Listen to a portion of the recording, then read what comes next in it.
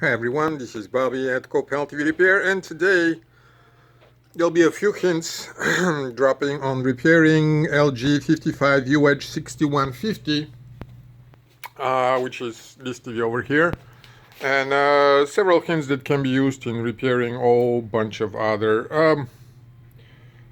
This particular TV, the issue was that when it was brought up, it would flash upon initial startup, and it will just flash for a second and the screen will disappear, which is immediately points to a problem with the LEDs, and that was additionally fortified by strong burn smell and actually sound that was coming from the TV and from the bottom of the TV. So first things first, when the screen starts flashing, that's in an LED TV. This is an edge lit, which means that the LEDs are under the screen. I'm not going to show you how to disassemble the whole thing, but unlike the backlit LED backlit screens where the LED strips are on the back of the screen, they're called edge lit with two strips like that. And one of the very first things that you want to do is, if you ever come to that, is you don't want to push it, you don't want to try, you don't want to let it burn, because when it burns, the very last one, those are the original strips that were already taken out of this. This very last one was totally burned here. And give me a second, let's focus. And I just ripped it out and put one to substitute it. There was another one of those LEDs here at the end, but it was so badly burned and so smelly, I just ripped it out and I used one of the similar LED with a similar dropout, 3.6 to 4 volts end to end. I used it to close the circuit. This was the only LED that was bad, and I actually made a testing strip out of the whole thing for the sake of, I did that later when it turned out that it's not that the TV needed. The first thing that you want to know though is edge lit TVs, and those are the ones that are very, very thin. If they are LEDs, or unless they're organic LEDs, which is a different beast, but if they're LED powered for backlight and they're edge lit, there is a thick layer, the light layer that sits behind the diffuser. It takes the light that comes at the bottom. This is a panel that stays basically underneath. Now, this was the original. I just so happened to have another one, and the strips go there at the end. Most of you already know that. So there is this panel that sits on top, and when the LEDs burn, they make very high temperature and the plastic cannot take it and it just cracks. And when that happens, it's irreparable. You cannot get another screen because this is what, 55, 60, whatever it is, large size panel. You cannot buy that. It cannot be delivered because it costs an arm and a leg. Nobody imports them. And if you try to use the original that is cracked at the bottom, burned, cracked, melted, usually they crack. That's the worst part of it. Because of the high temperature. This particular one did have a little burn at the bottom, and I'm sorry I cannot show you that, but what I did is I used simple X-Acto knife and very gently scrubbed at the edge. I disassembled this whole thing, pulled that apart, pulled the layer that carries the light, and it was burned, and I just very, very carefully smoothed it at the bottom. It worked out well because the damage was very minimal. I was just lucky. Many times you will not be lucky, and this TV was actually abandoned here by a customer when we told him everything with a pure heart. It was abandoned many months ago. It just so happened this weekend I got to work to it.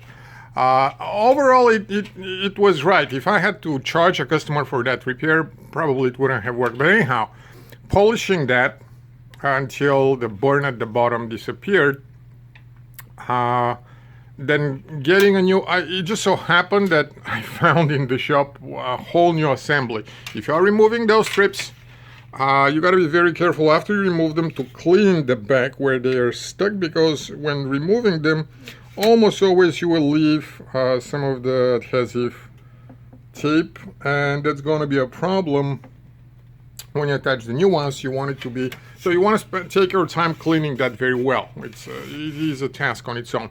But when I replace the whole thing and put the new strips in, and of course before putting it all back together, I tested, made sure that both left and right side were coming up as expected. They were. The TV was on its face like it is now, so I didn't see much more other than the fact that both of them. But when I assembled it and put it all together, one half of it was notably darker than the other one. And my first thought was that the LEDs there do not work, but I measured the voltage outputs here, and they both were there, except one of them was like 169 and the other one was 159. This is actually the original board. This is the board that sits in this TV. And there is something, I'm getting to the point where this becomes interesting. This board is EAY64388821, and it's using this and several other TVs.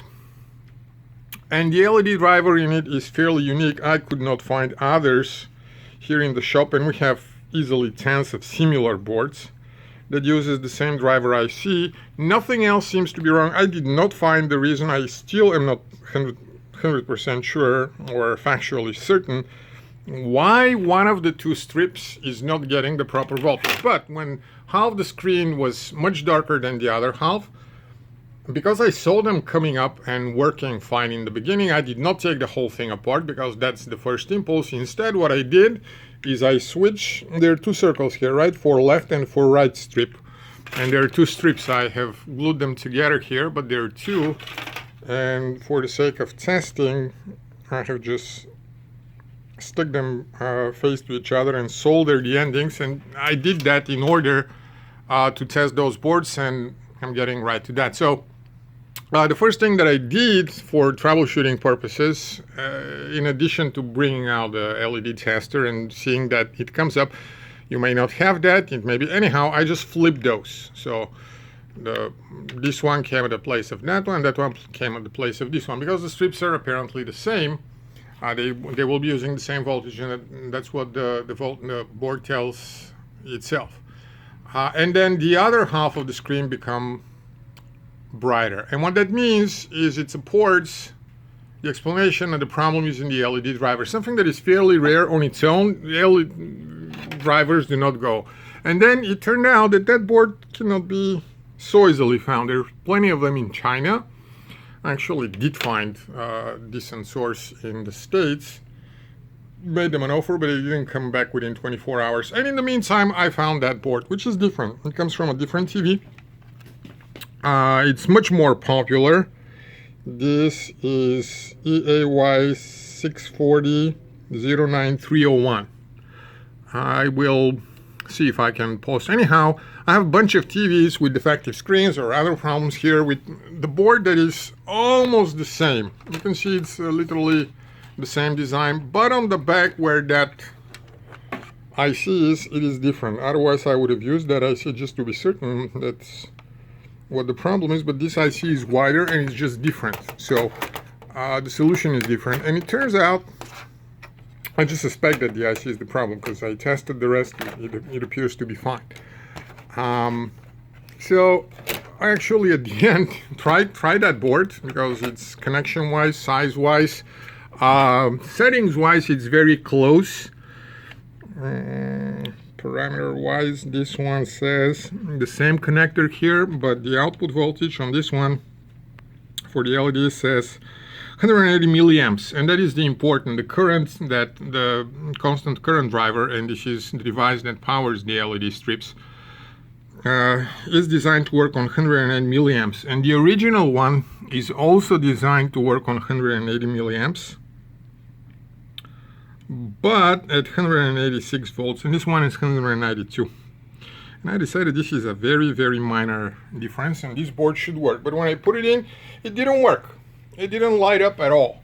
After playing with it for a little, it turns out that if this one has something that is called driver on, and that is very logically and name suggesting, you gotta set it to high or too low, but usually too high. It's just a switch for activating the LED driver. There is no other driver. So there is one activation pin that is the power board on, This is this one, number 1. And when you send high to here, 3.5 volts, it turns 3.3, 3.5. It activates the PFC. But to start the driver, you need to set the other one to high. On the original board, this is called something different. It's called MS. I cannot think of what that comes from, but anyhow, it turned out on that board that if the TV is on and if I jump 3.3 volts to the inverter on, the backlights come on and they stay on until the TV is on. The problem is you have to do that when it's on or when it's starting. You can do it once. You don't have to stay whole. So what I ended up doing is using a little circuit that's known as the RC circuit that basically with a little delay sets the output to high. It's just a resistor on the input, which in this case is 3.3 volts, going out to the output, which in this case is the input signal for activating the backlight inverter, and a capacitor in parallel. Just Google, I will include a link. There are a number of articles that show how RC circuits work, but basically the resistors limits the current that charges the capacitor. The capacitor gets slowly charged by the formula tau equals R times C, where R and C are the values of the resistor and the capacitance of the capacitor. And it gives you the time where the capacitor will get to about 60% or 63, 65, I don't remember, of the top value because it goes in an exponent. And so with a capacitor, I think 22 microfarads is what I used, and a resistor of 5 to 10 kilo ohms. This TV is now fully working. I can show you that. You can believe me or not. It's not going to help a lot, but this is one solution to a problem. I don't know why. I would have thought that those two would be compatible. And they're not, but this made it work. The only drawback, and it's also solvable, is when you turn off the TV, the backlights stay for another second before they turn off as well. So the TV turns off, the backlight stays on, there is a glow coming from the screen, and that's it. Sorry, got a visitor and had to pause for real quick. So, long story short, to wrap it up, thanks to an RC circuit, I found a board. I used a board that is hanging around. It's apparently for the same size. That TV worked yesterday for like 4 hours. Everything worked out fine. I don't know yet. I strongly suspect, and we'll know later, whether it's the IC whenever I receive one of those ICs. And try that board, because I made a setup for testing them as well, which again consists of the strips, and I made a little dongle here that activates the board by passing 3.3 the power on.